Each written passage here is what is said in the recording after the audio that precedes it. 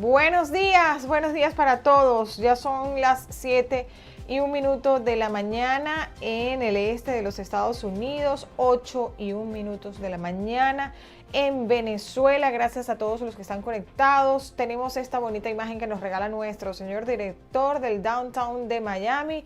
Ya de día por aquí, porque bueno, como ustedes saben, ya cambió la hora y ya estamos listos para llevarles a todos ustedes la información que nuestro equipo de producción ha preparado para todos. Nuestro equipo técnico también está listo para llevarles a todos ustedes en nuestro programa del día de hoy en Buenos Días. Yo les saludo, soy Laura Artal y como siempre me da mucho gusto acompañarles en esta nueva edición de Buenos Días. Ya estamos transmitiendo en vivo a través de todas nuestras plataformas en Apple TV, Fire TV, Roku y también en nuestro canal de YouTube. Adicionalmente, estamos en nuestras redes sociales en X y en Facebook. Ya mucha gente está conectada a través de nuestra señal en YouTube, enviándonos mensajes. Gracias a todos quienes estaban esperando nuestra transmisión en vivo. Tenemos preparado para ustedes un programa cargado de mucha información, de mucho análisis de los acontecimientos que sucedieron a lo largo del fin de semana y que el día de hoy también son noticia. Ya estamos listos con el resumen de las 7 de las 7, así que quédese con nosotros porque este domingo el Departamento de Estado de Estados Unidos anunció que está considerando la designación del Cártel de los Soles como una organización terrorista extranjera. Esta potencial acción se basa en las investigaciones que, según el secretario de Estado Marco Rubio, indican que Nicolás Maduro es el líder de este grupo delictivo, el cual es acusado de graves delitos transnacionales. En declaraciones emitidas a través de sus redes sociales, allí lo ven en pantalla, Marco Rubio remarcó que las actividades criminales del grupo y de su presunto líder han tenido un impacto destructivo, aludiendo a la profunda corrupción en las instituciones gubernamentales de Venezuela. Además, el secretario de Estado señaló que el grupo es directamente responsable de las perpetraciones de actos de violencia en conjunto con otras organizaciones terroristas extranjeras que ya están designadas. Un elemento central de las acusaciones es la participación activa del Cártel de los Soles en el narcotráfico hacia Estados Unidos y también hacia Europa. Minutos después de este anuncio, veíamos cómo el presidente de los Estados Unidos en West Palm Beach, Donald Trump, aseguraba que podrían haber conversaciones con Nicolás Maduro porque quieren hablar. Y él decía, podríamos tener discusiones con Maduro y veremos qué resulta de eso. Ellos quisieran hablar. Él declaró que están dispuestos pues a ver qué es lo que sucede. Lo hacía a través del aeropuerto internacional de Palm Beach en Florida. Así que vamos a ver específicamente qué fue lo que dijo Donald Trump. And we may be having some discussions with Maduro, and we'll see how that turns out. They would like to talk. Y también más temprano, este domingo, Estados Unidos anunció que destruyó otra embarcación que supuestamente transportaba drogas en el Océano Pacífico. Ataque en el que murieron 3 personas a bordo, a los que calificó de narcoterroristas sin detallar su nacionalidad. El ataque se produjo el sábado y se enmarca en la operación, como ustedes ya saben, Lanza del Sur, que la administración de Trump lleva a cabo en aguas del Caribe y del Pacífico, cerca de Venezuela y de Colombia. Esto para combatir el narcotráfico. El comunicado del Comando Sur señala que 13 narcoterroristas varones a bordo del buque murieron. El buque traficaba estupefacientes en el Pacífico Oriental y fue atacado en aguas internacionales. Esto, repetimos, lo agrega el comunicado, que no detalla las nacionalidades de las víctimas. Y también el Comando Sur de aquí, de los Estados Unidos, anunció este domingo que el portaaviones USS Gerald Ford, el más grande y poderoso del mundo, ya se encuentra en aguas del Caribe para sumarse a este despliegue militar que las tropas norteamericanas tienen en la región desde inicios del mes de septiembre de este año. El almirante Alvin Halsey, comandante del SOUTHCOM, indicó que el despliegue del grupo de ataque del portaaviones USS Gerald R. Ford representa un paso crítico para reforzar nuestra determinación de proteger la seguridad del hemisferio occidental y la seguridad de la patria estadounidense. Esto lo indicaba el almirante Alvin Holsing. Esta medida responde a la decisión del secretario de Guerra Pete Hegseth de apoyar la orden del presidente Donald Trump de desmantelar las organizaciones criminales transnacionales y combatir el narcotráfico en defensa del territorio estadounidense, como han venido declarando constantemente a raíz de esta movilización y este despliegue en el Caribe. A todo esto, Nicolás Maduro realizó un llamado de paz en medio de esta escalada entre Estados Unidos y Venezuela. Esto se da tras el anuncio de Washington de la Operación Lanza del Sur para combatir el narcotráfico 3 meses después del comienzo de su despliegue militar en el Caribe. Vamos a ver. Este pueblo está dispuesto y este pueblo está preparado para defender nuestra patria de cualquier amenaza, de cualquier agresión criminal. Y para muestra un botón. Hay que verle la cara, estar organizado en 235.000 calles.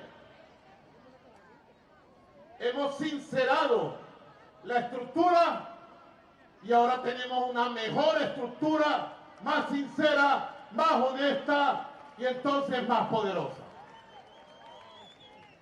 Y tenemos tareas que cumplir.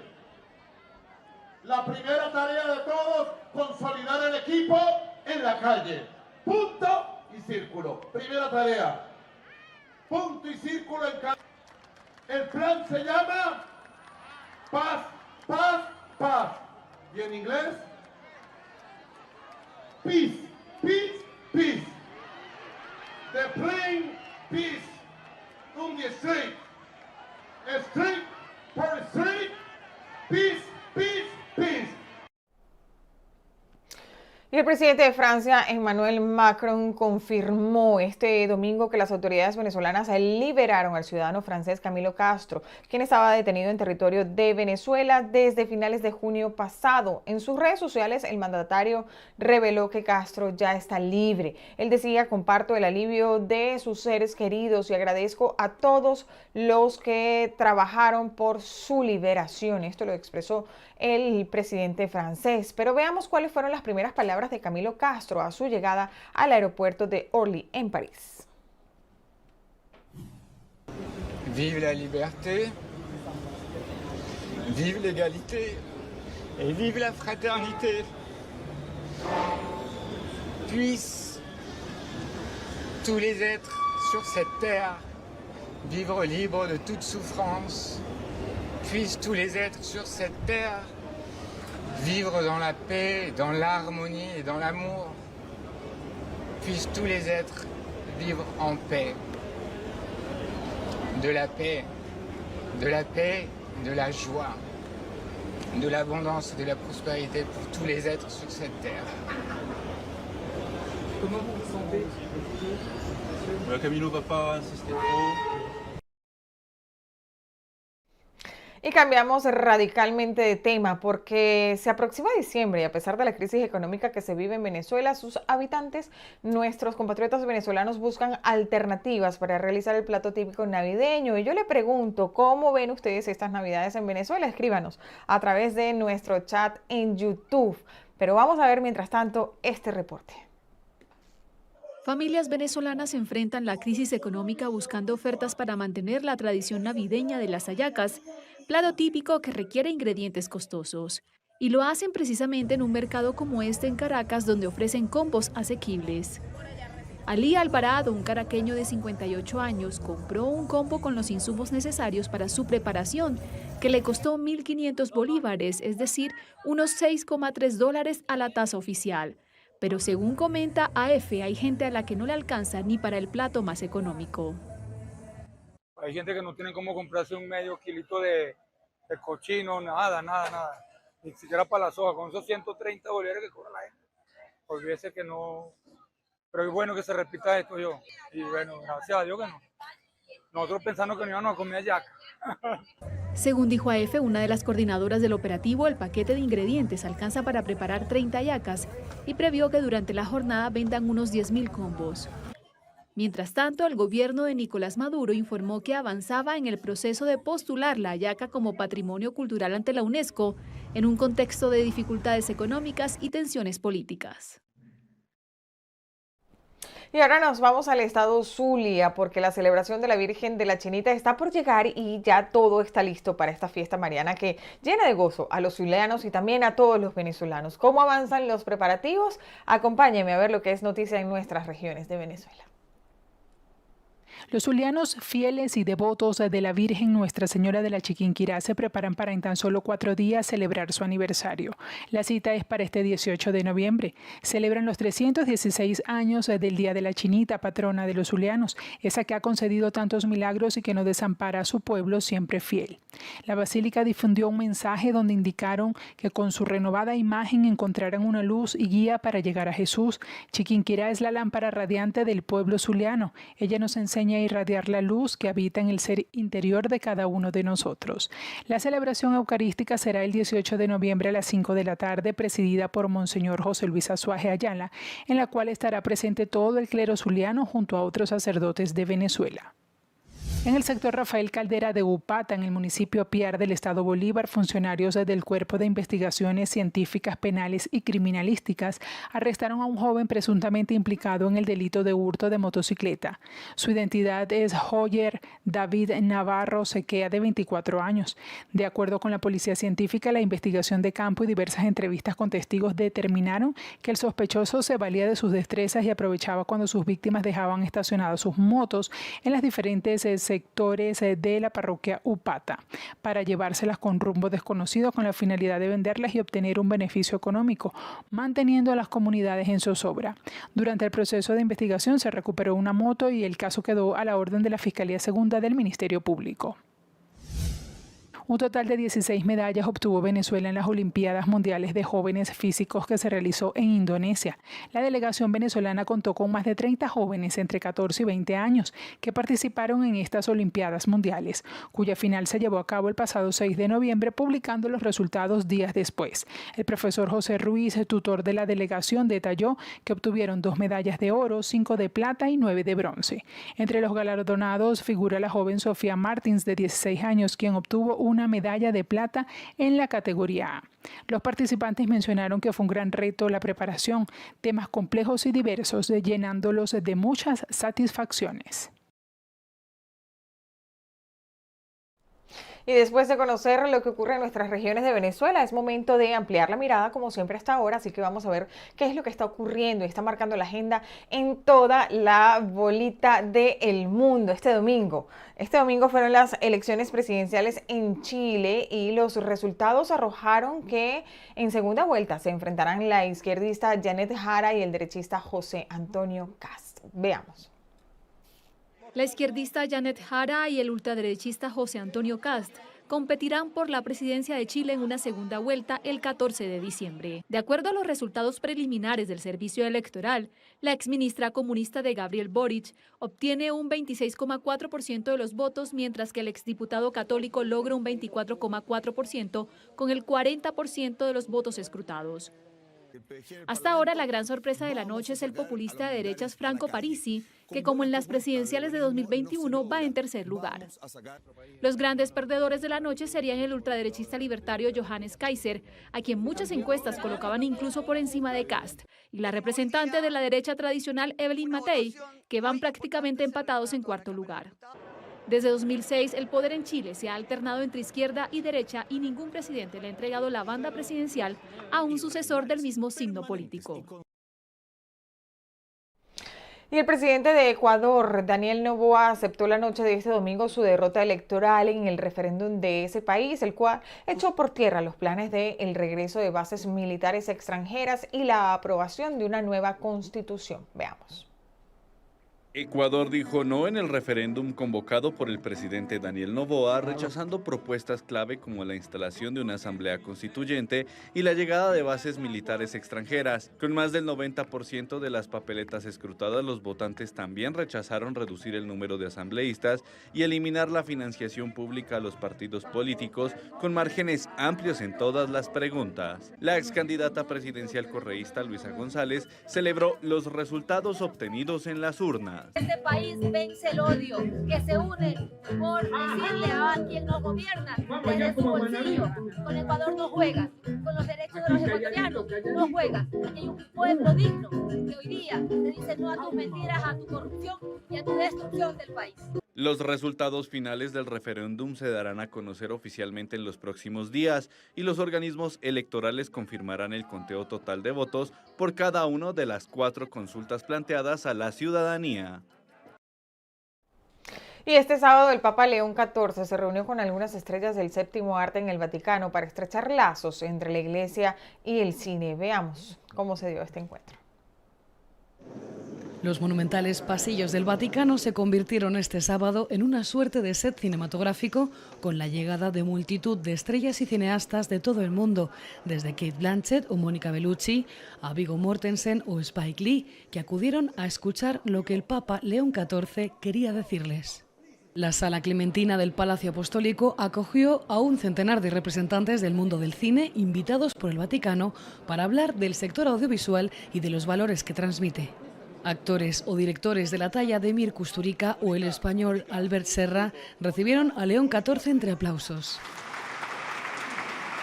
El Papa, en su discurso, que coincidía con el 130 aniversario de la primera proyección pública de los hermanos Lumière en 1895 en París, advirtió que esta forma de arte está en peligro ante la preocupante erosión de las salas en las calles y barrios de todo el mundo. Por eso, mientras por un lado llamaba a las autoridades a defender el sector, por otro exhortaba a los creadores a no eludir en su arte las heridas del mundo, como la violencia, la pobreza, el exilio, las guerras olvidadas, las dependencias o la soledad. Una vez terminado su discurso, el pontífice aguantó en pie durante casi una hora, saludando uno a uno a los asistentes y escuchando lo que sus invitados querían decirle.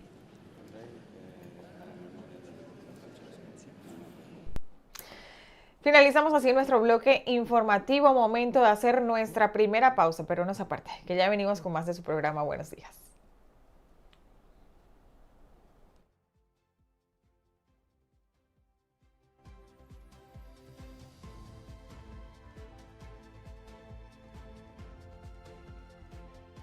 En Southgate Kia ofrecemos vehículos para todo tipo de personas y gustos, desde el carro para el adolescente o recién graduado hasta el profesional consagrado con una familia grande. Southgate Kia brinda un servicio verdaderamente personalizado para todo, especialmente para las mujeres con un programa llamado Her Drive, Her Voice, que garantiza que se sientan seguras y cómodas al comprar un auto. Cuando tu auto necesita servicio, no hay nada más conveniente que Southgate Kia. Ofrecemos ir a donde estés, recoger tu auto y dejarte otro mientras se realiza el servicio. Es así de fácil, nunca te quedarás sin auto.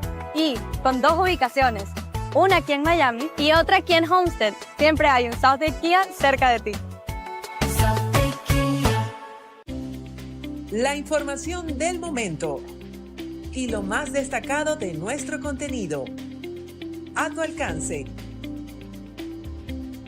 VPI TV en TikTok. La información más relevante de VPI TV. Toda la información a tu alcance. Al suscribirte a VPI TV, no solo tienes información actualizada de lo que pasa en el mundo, también tienes a tu disposición una programación que te va a sorprender. Somos el canal informativo de los venezolanos en todo el mundo.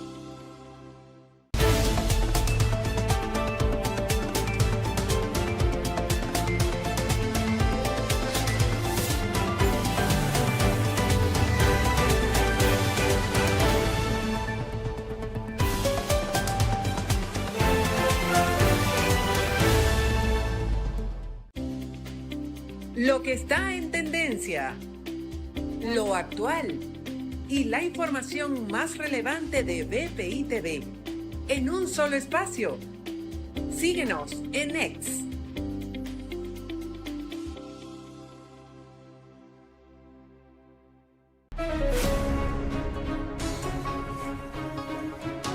Actualizamos en este momento nuestro panorama informativo en Venezuela y el resto del mundo. Noticias ahora, en sus 2 emisiones.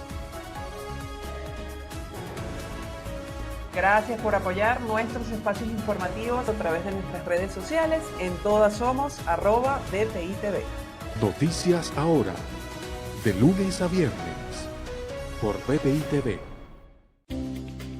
Noticias y actualidad.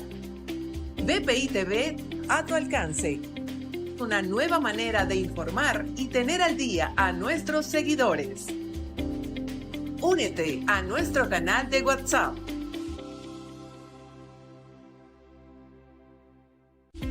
BPI TV es tu fuente informativa para que estés al tanto de todo, las 24 horas del día, los 7 días de la semana. Noticias en vivo y actualizadas a cada momento. Programas de opinión y análisis para entender todo lo que pasa. Entretenimiento y buenas noticias. Encuéntranos también en Instagram, Facebook y en las plataformas digitales más importantes. Cuando quieras y desde el lugar que quieras. BPI TV, en vivo siempre. Soy José Pernalete y te invito a conocer todos los días las noticias que realmente impactan tu vida. Esto es América. Te mantenemos al tanto de todo, desde las actualizaciones sobre políticas de inmigración hasta el tema económico que influye en tu día a día. Entérate de los hechos que marcan el rumbo de nuestra comunidad en Estados Unidos. Esto es América, de lunes a viernes, 7 de la noche, hora este, 8 de la noche, hora Venezuela, por BPI TV. Lo que está en tendencia, lo actual y la información más relevante de BPI TV en un solo espacio. Síguenos en X.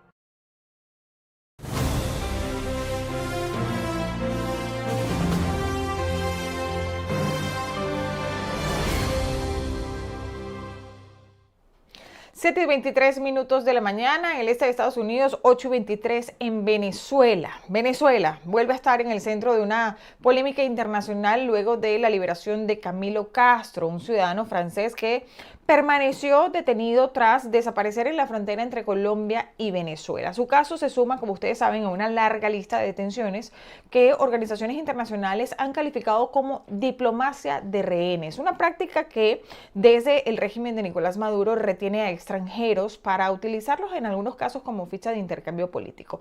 Hoy nos acompaña la periodista Andreina Flores, referencia en el análisis y la realidad venezolana y las dinámicas de poder del régimen. Ella está en Francia. Gracias por estar con nosotros, Andreina. Bienvenida. Laura, es un placer conversar contigo. Igualmente. A ver, Andreina, Camilo Castro lo veíamos declarando el día de ayer cuando llegó en el aeropuerto de Francia, un hombre profesor de yoga de 41 años desaparecido mientras intentaba renovar su visa en Paraguachón, un punto fronterizo que conecta Venezuela con Colombia. Su familia pasó semanas sin tener respuesta hasta que se conoció un mensaje donde él mismo pedía ayuda. Posteriormente fue admitido por el régimen que lo tenían ellos, aunque tardaron en reconocerlo, ¿no? ¿Qué ha dicho, qué se sabe sobre el estado actual de Camilo Castro? Ahí lo vemos dando sus declaraciones, pero ¿ha podido dar algún testimonio directo sobre el trato que recibió, lo que ocurrió durante su detención en Venezuela?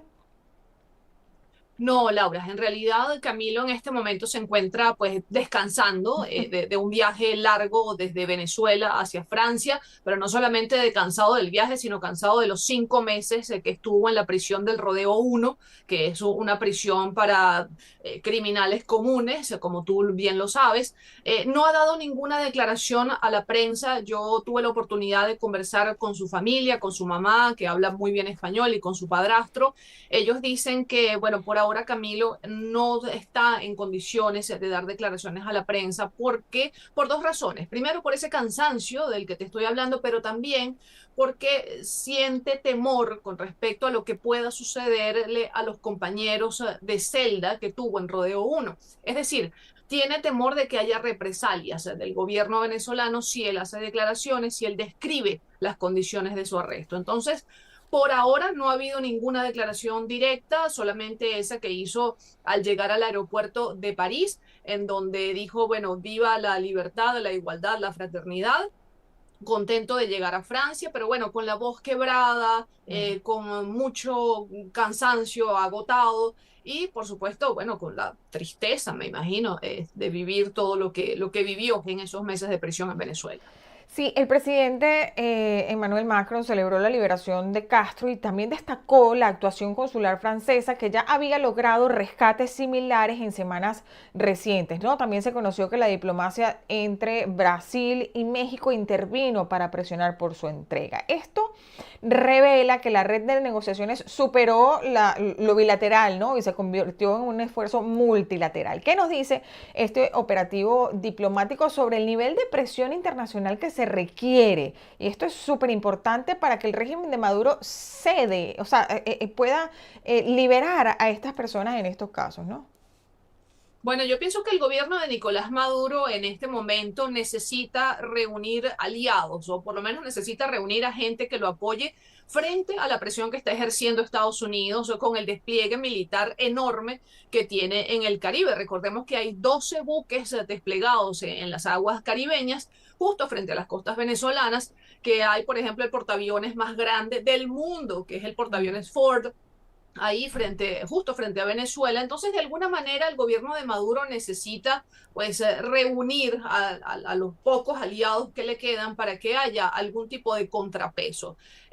Sí, efectivamente, el presidente Macron se felicitó de las gestiones diplomáticas que había hecho su gobierno para liberar a Camilo Castro.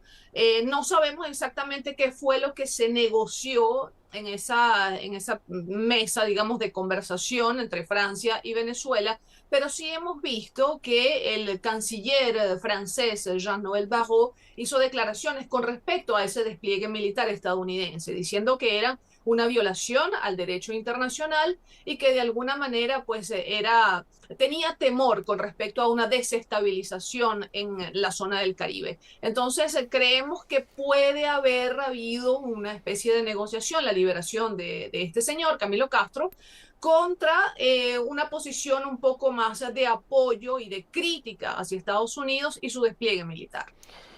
Aunque Camilo Castro ya fue liberado, Andreina, queda en el aire cómo fue posible que desapareciera en un puesto fronterizo, ¿no? Y que pasara tanto tiempo sin que las autoridades informaran sobre su paradero. Su caso reaviva cuestiones sobre la vulnerabilidad de quienes transitan por los puntos fronterizos, incluso extranjeros que van hasta Venezuela, que son controlados por Maduro y los suyos, ¿no? ¿Qué nos dice este caso? Y tú como periodista con tantos años de investigación incluso, sobre el control que mantienen las autoridades de Venezuela en la frontera y la facilidad con la que un ciudadano puede desaparecer sin que haya una información oficial.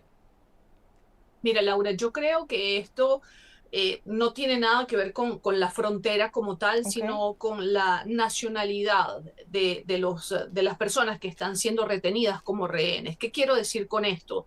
Quiero decir que en este momento, y eso lo ha denunciado mucho Amnistía Internacional y otras organizaciones, se está aplicando lo que tú bien llamabas una diplomacia de rehenes. Es decir, toda persona que tenga una nacionalidad extranjera o que tenga la doble nacionalidad, que sea venezolano y que tenga otro pasaporte, pues es susceptible de ser retenido y de utilizarse quizás como moneda de cambio en negociaciones diplomáticas que vienen después.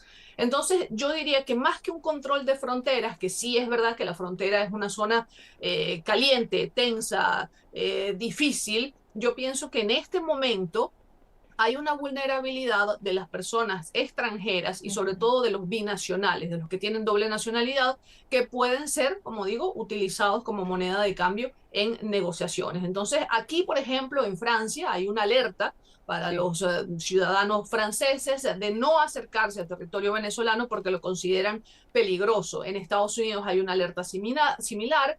Entonces, de alguna manera, los extranjeros están en este momento en una situación de mayor vulnerabilidad que lo que pudieran haber estado antes de las elecciones de 2024. ¿Qué elementos de este caso confirman que sigue existiendo un método establecido en la manera en que desde Venezuela se manejan estas detenciones de extranjeros y por qué ha sido tan notorio este caso, Andreina, tú que estás en Francia.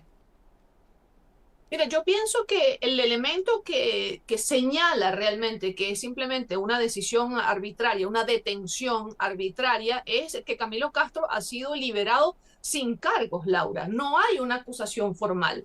Cuando se pregunta, bueno, pero ¿de qué se le acusa a Camilo Castro? ¿Acaso estaba traficando algo, estaba contrabandeando algo, estaba organizando algún tipo de rebelión? No hay ningún cargo oficial, no hay una acusación oficial, simplemente fue retenido, estuvo 5 meses preso en Rodeo 1, en una prisión para criminales comunes, y luego fue liberado por una negociación diplomática, pero no hay realmente una razón oficial, valedera, que diga, bueno, mira, sí, esta persona estaba cometiendo un delito. Yo pienso que ese es el elemento principal. Y luego, pues, ¿por qué ha tenido tanta relevancia? Porque aquí en Francia, recordemos, pues hay, digamos, una sensibilidad especial con respecto a el hecho de que ciudadanos franceses sean detenidos en otros países. Lo vimos, por ejemplo, con Cécile Colère y su esposo, que fueron detenidos en Irán. Estuvieron más de un año, si no me equivoco, detenidos en Irán y hubo también un esfuerzo diplomático para liberarlos. Entonces, cuando hay regímenes que se alejan de lo democrático, como es el caso de Irán o de Venezuela, pues sí hay una sensibilidad especial en Francia con respecto a sus ciudadanos. Sí, incluso yo pudiera añadir que se siguen permitiendo este tipo de detenciones sin consecuencias, ¿no? Andreina, muchísimas gracias por acompañarnos, por estas claves sobre un caso que reabre el debate sobre las prácticas de Venezuela y los métodos que emplea para presionar a la comunidad internacional. Seguiremos muy atentos a lo que ocurra con otros detenidos, lamentablemente, que aún permanecen en las cárceles de Venezuela y la reacción de los gobiernos afectados. Muchísimas gracias, Andreina. Gracias a ti, Laura, siempre a la orden. Igualmente. Era Andreina Flores, periodista venezolana en Francia. Gracias a ella por el contacto y sobre todo por esas claves que nos dio sobre este caso tan importante. Momento de hacer una pausa. Al regreso hablaremos con María José Martínez. Ella es periodista de investigación. Usted no se puede perder esta entrevista. Ya venimos.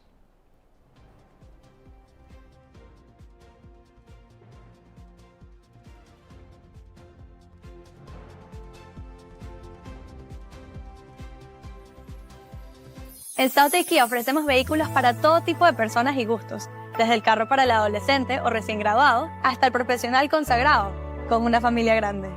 South Kia brinda un servicio verdaderamente personalizado para todo, especialmente para las mujeres con un programa llamado Her Drive, Her Voice, que garantiza que se sientan seguras y cómodas al comprar un auto. Cuando tu auto necesita servicio, no hay nada más conveniente que South Kia. Ofrecemos ir a donde estés, recoger tu auto y dejarte otro mientras se realiza el servicio. Es así de fácil, nunca te quedarás sin auto. Y con 2 ubicaciones, una aquí en Miami y otra aquí en Homestead, siempre hay un South Kia cerca de ti. La información del momento y lo más destacado de nuestro contenido. A tu alcance. VPI TV en TikTok. La información más relevante de VPI TV. Toda la información a tu alcance. Al suscribirte a VPI TV, no solo tienes información actualizada de lo que pasa en el mundo, también tienes a tu disposición una programación que te va a sorprender. Somos el canal informativo de los venezolanos en todo el mundo.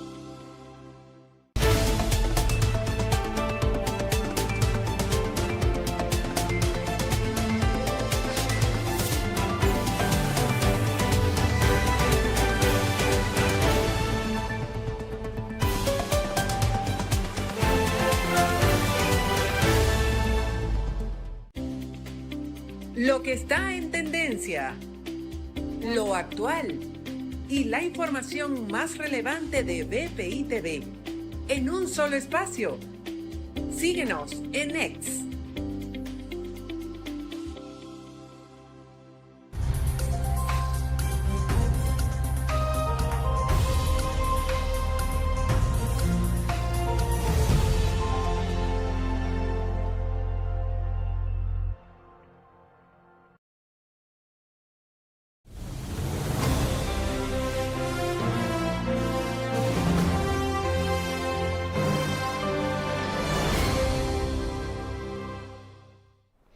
ustedes pudieron ver por las pantallas de BPI TV que México vivió una de sus jornadas de protesta más sorprendentes del año el día sábado, con una movilización que comenzó con una expresión espontánea de la generación Z y terminó convirtiéndose en una marcha masiva contra el gobierno de Claudia Sheinbaum. Se trató de una convocatoria juvenil y que se desbordó en un descontento generalizado, sin partidos políticos visiblemente a la cabeza, pero con mensajes contundentes. Ellos en sus pancartas decían fuera Morena, literalmente narcopresidenta y Estado corrupto. Una protesta que lamentablemente dejó heridos, detenidos, dudas y muchas interrogantes sobre lo que realmente está ocurriendo en la sociedad mexicana. Y es por eso que hoy nos acompaña desde la Ciudad de México justamente la periodista María José Martínez, quien ha seguido muy de cerca todo lo ocurrido durante estas protestas. María José, bienvenida. Gracias por estar con nosotros.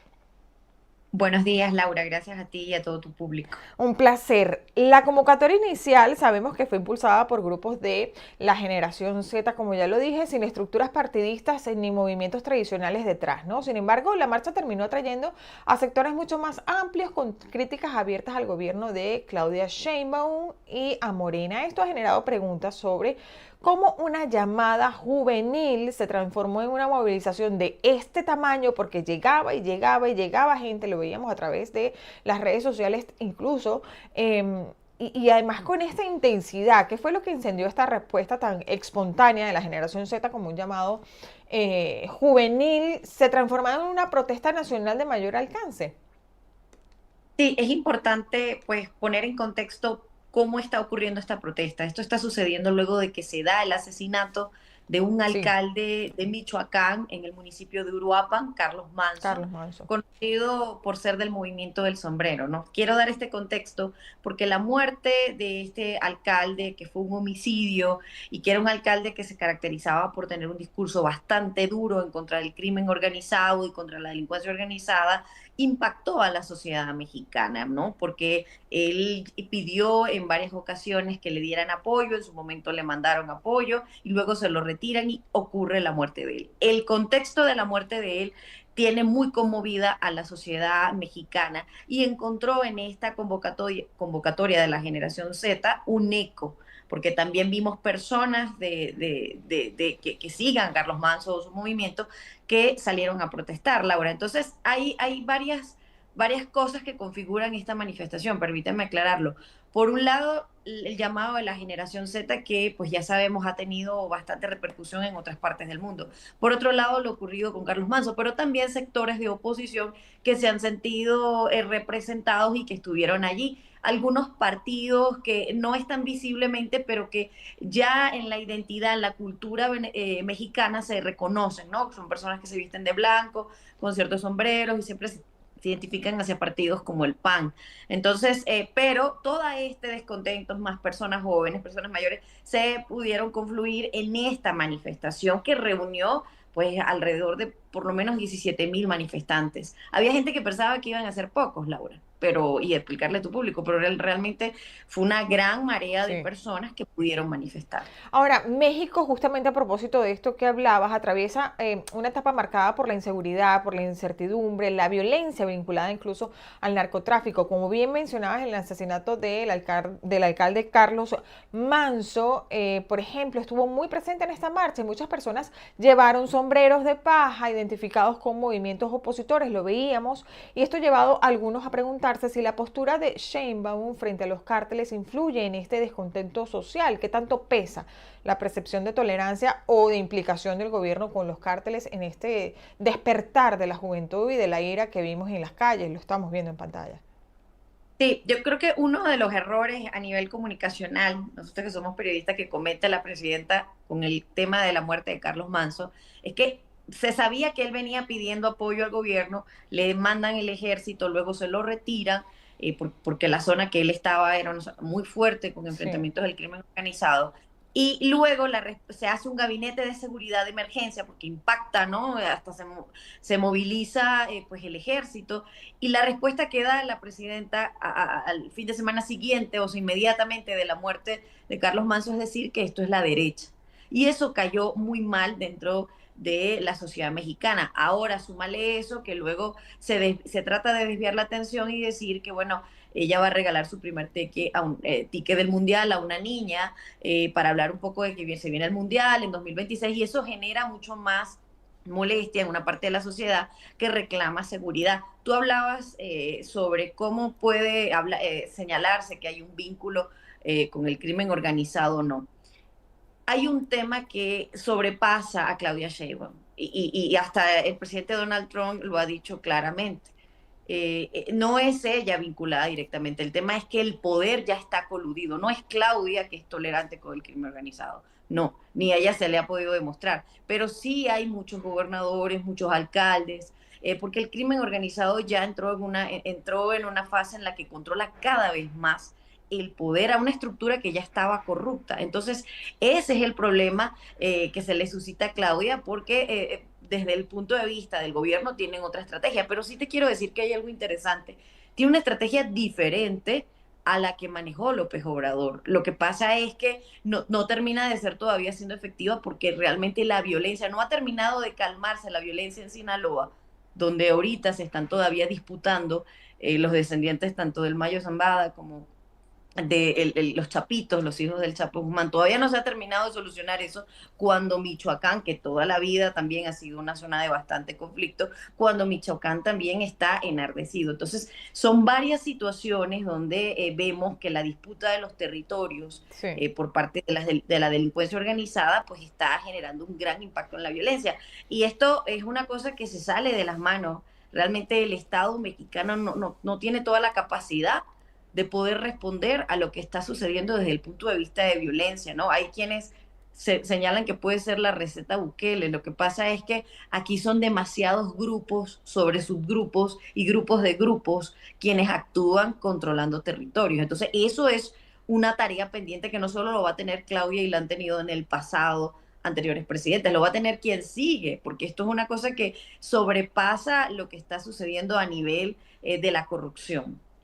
Ahora, María José, el informe oficial habla de más de 120 heridos, entre ellos civiles y agentes, ¿no? Además de decenas de detenidos. Entre los asistentes circulaban denuncias de personas que habrían sido detenidas sin saber su paradero. ¿Qué información se maneja sobre los heridos, sobre los detenidos, y qué tan fundadas son estas denuncias sobre personas de las que no se sabía dónde estaban tras la protesta?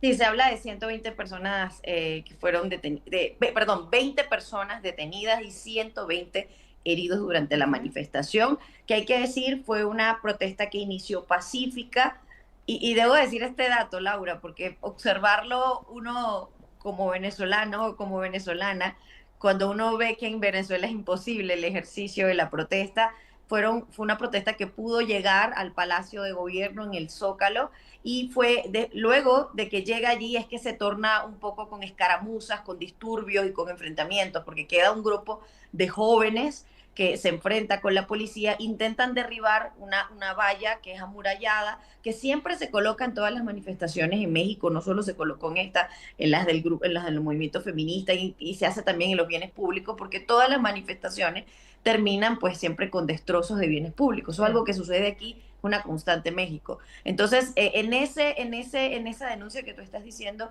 pues no se descarta que sí pueda haber aquí un problema de desapariciones tremendo en México, pero sí quiero dejar esto de acotación, que desde mi mirada como observadora se pudo ver el ejercicio de la democracia con sus defectos, porque en Venezuela jamás hubiésemos podido avanzar en una manifestación como la que se vio el sábado, donde puedes llegar al Palacio de Gobierno, donde la policía te puede contener, y sí hubo imágenes de represión que lo pudimos ver, pero te puedo decir, pasadas muchísimas horas, pasada derribada todas las murallas, ya un enfrentamiento de grupos pequeños de jóvenes que son quienes están enojados con el sistema, si se pudiera decir así en general, pero fue un ejercicio que, con todos los efectos, Laura, te lo tengo que decir, era un ejercicio de la democracia, porque en Venezuela eso hubiese terminado en una masacre, eso hubiese terminado en otras circunstancias, un poco para que entiendan la comparativa de cómo se manifestó, ¿no? Ahora, María José, para finalizar brevemente, ¿cuál es la situación en este momento en México? Sabemos que esto sucedió el día sábado, ha pasado un día de por medio, que es el domingo. ¿Cómo está actualmente en México? Te voy a decir, Laura, que México es un país de contraste, porque mientras estaba sucediendo eso en el Zócalo, tú caminabas unas cuadras más y te podías encontrar gente en una actividad cultural, había un negocio, y México es así. Mientras tú y yo estamos conversando, en este momento hay una lucha de territorios en alguna parte del país, en Tamaulipas, en Sinaloa, o sea, y eso es México, un país de contraste, un país donde tú puedes estar en una burbuja, como puedo estar yo aquí hablando contigo, como puede ser otro lugar donde la gente se está resguardando. La situación está normal, es un país que pese a este llamado de atención, que no es cualquier cosa, es un descontento importante, que hay que decirlo, que aglutinó el sábado y que puede crecer y que no está teniendo la respuesta necesaria. Pese a eso, pues la vida sigue. Y a diferencia de otros contextos, aquí pues hay un sector privado que se le permite trabajar. O sea, hay unas distinciones y unas diferencias bastante notables para un país que entiende que necesita del turismo, que necesita de la economía, que necesita dejar la mejor imagen porque viene un mundial, pese a este marco de criminalidad, ¿no? Entonces, te diría, Laura, que es un país de contraste. Es un país donde estamos viendo estas situaciones, pero en otros lados ves otra realidad, ¿no? Y lo ves mucho cuando hay tanto extranjero haciendo vida aquí. Lo mismo pasaba en Venezuela en las protestas del 2014 y el 2016-17, cuando la Guardia Nacional estaba protestando, estaba amedrentando y lanzando bombas lacrimógenas. A una cuadra veías la situación completamente normal. Son nuestros países. María José Martínez, muchísimas gracias por este análisis de la Ciudad de México. Estaremos muy pendientes de la evolución de estas movilizaciones y de cómo responderá incluso el gobierno en los próximos días. Muchísimas gracias nuevamente. Gracias a ti, Laura, un placer. Un placer. Era María José Martínez, periodista de investigación desde México. Vamos a hacer una pausa. Al regreso vamos a conversar con la periodista venezolana Marianis Narváez sobre lo que sucedió en Chile el día de ayer. Ya venimos.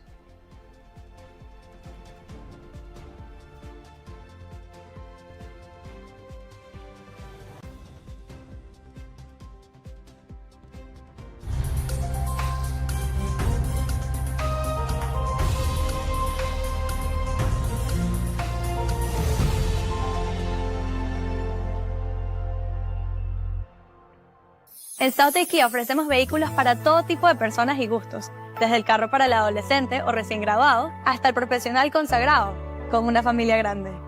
South Kia brinda un servicio verdaderamente personalizado para todo, especialmente para las mujeres con un programa llamado Her Drive, Her Voice, que garantiza que se sientan seguras y cómodas al comprar un auto. Cuando tu auto necesita servicio, no hay nada más conveniente que South Kia. Ofrecemos ir a donde estés, recoger tu auto y dejarte otro mientras se realiza el servicio. Es así de fácil, nunca te quedarás sin auto. Y con 2 ubicaciones, una aquí en Miami y otra aquí en Homestead, siempre hay un South Kia cerca de ti. La información del momento y lo más destacado de nuestro contenido. A tu alcance. VPI TV en TikTok. La información más relevante de VPI TV. Toda la información a tu alcance. Al suscribirte a VPI TV, no solo tienes información actualizada de lo que pasa en el mundo, también tienes a tu disposición una programación que te va a sorprender. Somos el canal informativo de los venezolanos en todo el mundo.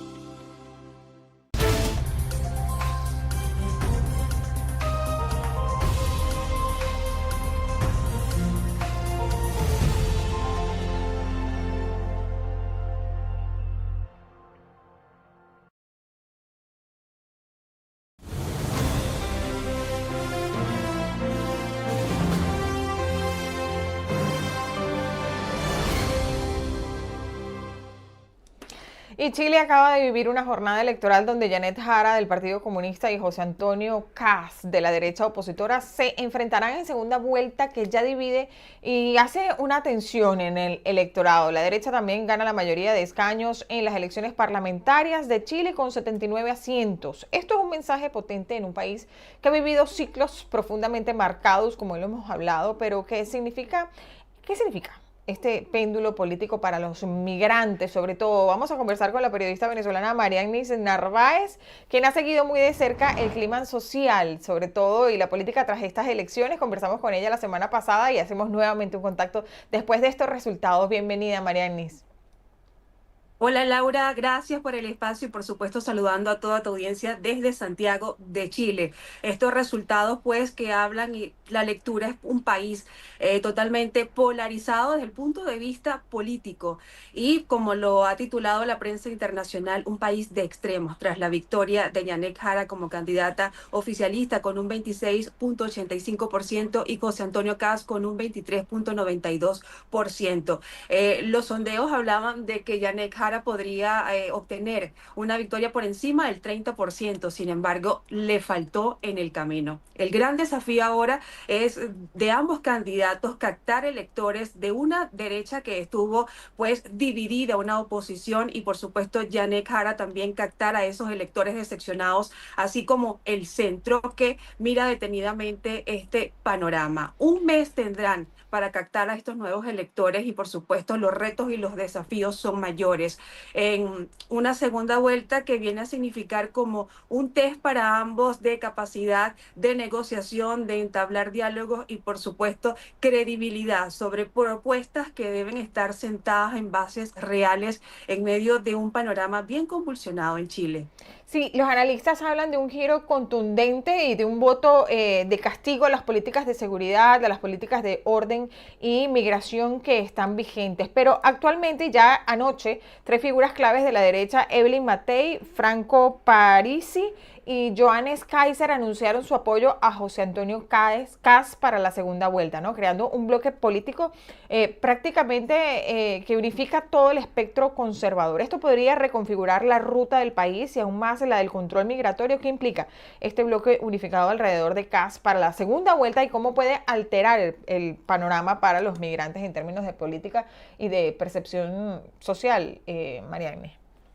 Mira, en el caso de Evelyn Matei y Johannes Kaiser fueron los primeros en manifestar un apoyo abierto. De hecho, se presentaron junto a José Antonio Kast. Sin embargo, el caso de Franco Parisi fue la gran sorpresa de los resultados, ya que él ocupó el tercer lugar, pero no emitió ningún apoyo ni a Kast ni a Jara. Entonces, más bien llamó a ambos candidatos a ganarse los votos y, por supuesto, desde su posición decía que no se atrevía a dar un cheque en blanco a Chile al sugerir alguno de estos dos candidatos. Entonces, también está este electorado de Franco Parisi, pues que ocupando un tercer lugar, habla de esa cantidad de electores que podrían tomar alguno de los dos bandos. Ahora, quiero resaltar sobre todo el factor migratorio, ¿no? Porque sin duda se ha convertido en uno de los ejes más sensibles de la campaña, lo hablábamos la semana pasada, cómo el venezolano es el símbolo de, en algunos casos, los problemas de seguridad, de empleo y de orden social. Además, el discurso de el regrese por donde vino, que ya lo hemos visto, ha ganado espacio en sectores que antes no lo expresaban abiertamente. ¿Qué significa para los venezolanos que viven en Chile ver que una mayoría se alinea con un discurso de mayor cierre, ¿no? Es decir, eso, váyase por donde vino. Oye, mira, ambos extremos hay que mirarlos de manera cautelosa como migrantes, porque como tú lo dices, José Antonio Kast, un discurso altamente criticado en un tono pues que posiblemente siga manteniéndose en los próximos días y que tal vez eleve ese tono porque su campaña prácticamente se ha centrado en eso, en la inmigración ilegal y por supuesto en la inseguridad. Y por su lado, Yanek Jara pues tal vez tratará como de matizar un poco ese tono con políticas pues que están basadas en un empadronamiento con un espacio de 6 meses, así como reforzar las fronteras y el Sistema Nacional de Migraciones, algo que no es tan contundente como la propuesta que planteaba José Antonio Kast. Entonces, para el venezolano, para el migrante, es una visión que tiene que mirarse de manera cautelosa, aunque pues sabemos la experiencia de la izquierda, de la era socialista, y es allí donde hay que mirar detenidamente.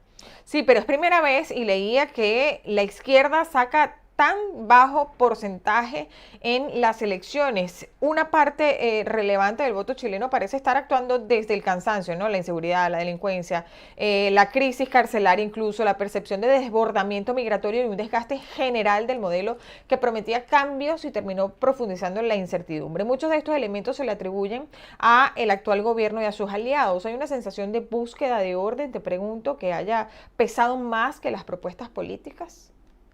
Claro que sí, hay una búsqueda de orden de dar un giro totalmente al escenario actual del país, sobre todo porque Gabriel Boric viene con una aprobación de gestión de apenas 30%. Y como lo decía anoche el candidato Kast, pues durante su discurso, la continuidad de Janet Jara sería la continuidad de un gobierno totalmente desgastado que ha estado envuelto más en casos de corrupción, que dejó mucho que desear con respecto al tema de la seguridad, cómo afrontar la migración y, por supuesto, el estancamiento económico que presenta Chile en la actualidad. Marianis, con estos apoyos que vimos anoche hacia Kast, ¿cómo se perfila la segunda vuelta? La mayoría dice que es un triunfo inminente, ¿no?, de la derecha. ¿Cómo lo ves?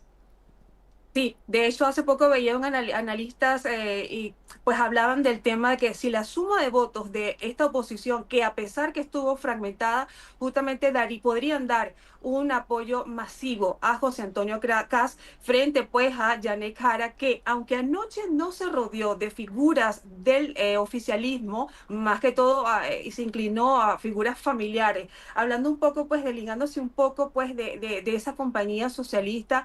Y también otro aspecto importante, Laura, es que ella refirió sobre propuestas de candidatos de la oposición como de Evelyn Matei, como Johannes Kaiser, y eso habla un poco también de la retórica que quiere proyectar Janet Jara en busca de captar más votos. Pero los analistas dan pues una mayoría para José Antonio Kast durante esta segunda vuelta. Habrá que esperar cómo va el escenario y, por supuesto, los resultados del próximo 14 de diciembre. No está fácil el escenario, sin embargo, ya veremos en el transcurso de este mes cómo van estos discursos. ¿Cómo se preparan para esta segunda vuelta, sobre todo los venezolanos que están pues a la expectativa de se les cierra el paso, deben salir de Chile una vez si gana Kast? ¿Cómo has podido hablar con venezolanos? ¿Cómo sería esta situación? Mira, el temor entre los migrantes, sobre todo los migrantes ilegales que buscan un proceso de regularización, que están trabajando responsablemente y honestamente, sí hay un temor, un temor total de lo que pudiera suceder con medidas drásticas como las que ha manejado José Antonio Kast y que ha enfocado un modelo de país pues donde las principales problemáticas están en la frontera. Y como te lo decía en la vez pasada, pues yo creo que las propuestas deben avanzar más allá de la frontera y reactivar temas como el económico, que son fundamentales. Pero sí existe un temor, no solo de la migración ilegal, sino también de quienes están residenciados en el país, de quienes construyen presente en Chile, apuestan a Chile, pero también con políticas de inclusión, que también den visibilidad a quienes trabajan honestamente, quienes aportan al país y a aquellos pues que también consideran que es necesario poner orden y control a la migración, pero con medidas pues más incluyentes, con medidas no tan drásticas como el tono que ha manejado Kast y que de seguro va a subir en los próximos días por aquellas personas el electorado que se ha identificado con esas propuestas ante la necesidad pues de dar un orden y control a esta crisis migratoria. Sin embargo, Janet Jara, ella pues plantea medidas más de cohesión, y también apunta dentro de sus propuestas a reformas sociales, tomando en cuenta que ella estuvo como ministra del Trabajo durante la presidencia del gobierno de Boric. Marianis Narváez, muchísimas gracias por acompañarnos, por este análisis desde Chile, y seguiremos de cerca esta segunda vuelta que podría marcar un antes y un después en la política chilena y sobre todo también en la vida de quienes están en Chile como tú, por ejemplo, que ya tuviste tu primer voto en estas elecciones. Muchísimas gracias nuevamente y seguramente nos conectamos pronto después de los resultados de la segunda vuelta. Gracias, Laura, y por supuesto saludos desde Santiago de Chile. Por acá estaremos atentos a todo el panorama informativo. Gracias. Era Marianis Narváez, periodista venezolana en Chile, con este informe de los resultados de las elecciones el día de ayer de ese país. Me despido, pero no antes sin saludar a todas las personas conectadas. Andrés Acevedo, Luis Urbaneja, tenemos a Starman también. Starman que no sabe lo que es una yaca. Díganme ustedes, ¿quién no sabe qué es una hallaca en el mundo? Es la mejor comida típica navideña venezolana. Saludamos a Gladys Gámez, a Gloria Medina, a Kira. También tenemos por aquí a Isabel Valerio, a José, a Julie Franco. Dice, buenos días, Laura. Yo hago hallacas todos los años. Es una tradición familiar que va de generación en generación. Y ahora mi madre, que no está en Venezuela, las hago con mis hijos. Sandra nos dice, saludos Laura, espero hayas descansado con el ánimo en el piso por lo que dijo Trump. Para nada, en lo absoluto, vamos hacia adelante, a un mejor futuro. Dice Jenny Pacheco, Dios, ¿cuándo liberarán los venezolanos inocentes? Bueno, así estamos con todos sus mensajes, gracias. Envíenos, por supuesto, los superchats, que esos son muy importantes para que nosotros podamos seguir con ustedes transmitiendo. Seguramente les sale por allí la opción de enviarnos superchats y eso, por supuesto, nos invita a que continuemos trabajando para ustedes. Yo me despido, soy Laura Artal, feliz lunes, que tengan la mejor semana posible. Nos vemos mañana a esta hora por este mismo canal y recuerde quedarse conectado allí a la señal de BPI TV con toda nuestra programación que se actualiza minuto a minuto. Hasta mañana. Chao, chao.